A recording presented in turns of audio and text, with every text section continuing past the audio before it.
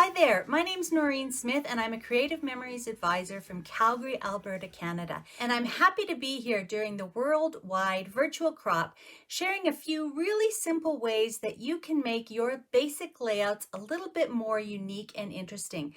These 3 tips that I'm going to share with you don't take a lot of extra time.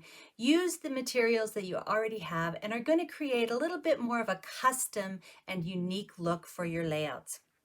Now this is the layout that I created based on sketch number 4 for the Worldwide Virtual Crop. And I used the All My Love collection. Now the All My Love collection is actually a wedding themed collection, and most of the embellishments are created with a wedding theme in mind. I was able to use a lot of these beautiful papers for my layout, and they worked really well with my photos of the hoodoo rock formations in the Badlands near Drumheller, Alberta. So I've done a few different things here to make them more appropriate, more unique, and more customized to my layout. So my first tip for you is to rethink it.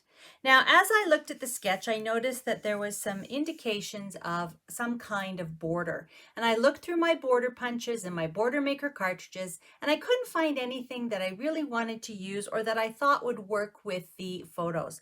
So I was thinking about it, and I decided to use the campfire punch, not as the campfire itself, but I decided to take the little logs that came off the bottom part of the punch and use them to create a border. So all I've done here is punch several campfires out of my brown paper from my All My Love collection, and then I've just taken the log patterns and overlapped them slightly to create that border.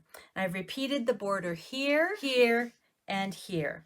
And that same color is actually what I used in the circle behind my title. So it gives it a really nice cohesive look. So although I wasn't going to use the campfire punch as a campfire, with a little bit of rethinking, I found a way that I could reuse it to create my border.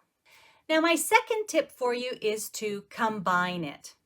When I looked at the sketch and I saw that the title was here off to the side in kind of a circle shape, I knew that I wanted to use that shape, but if I made my circle too big, it would block out a lot of my photos. So I did cut 2 circles with the custom cutting system. I used the inside of the big circle and the green blade and the blue blade. But then I wanted to use the new alphabet stamp kit for my title. It just wasn't quite large enough to fit all of the words that I wanted in. So I actually decided to combine some handwriting with my dual tip pen, some stamping with the alphabet stamp kit, and a little word sticker from the Rainbow Rush sticker pack. So by combining all 3 of those aspects, I can create a really unique title that is interesting to look at and that fits all of the words that I wanted to include in it, even in a small space. And the third tip that I want to share with you today is to snip it. Cutting things apart is a great way to stretch them and to be able to incorporate them in multiple areas of your layout. For example, in these embellishment clusters, I wanted to add a little piece of black just to kind of ground the embellishment clusters and make them very cohesive. But unfortunately, there was only 2 of them. They sort of looked like this.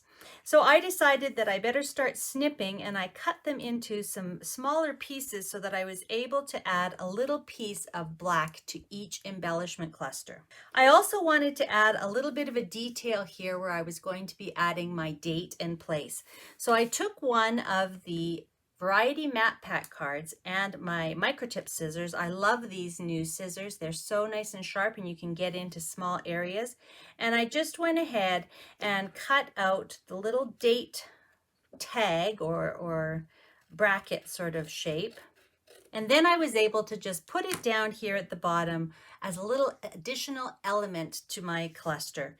And I love the way that looks. Again, it just provides a little bit more of a unique detail. So I hope that those 3 simple tips will really help you create some unique and interesting details on your layouts. Enjoy the rest of the Worldwide Virtual Crops, and thanks very much for joining me. Take care.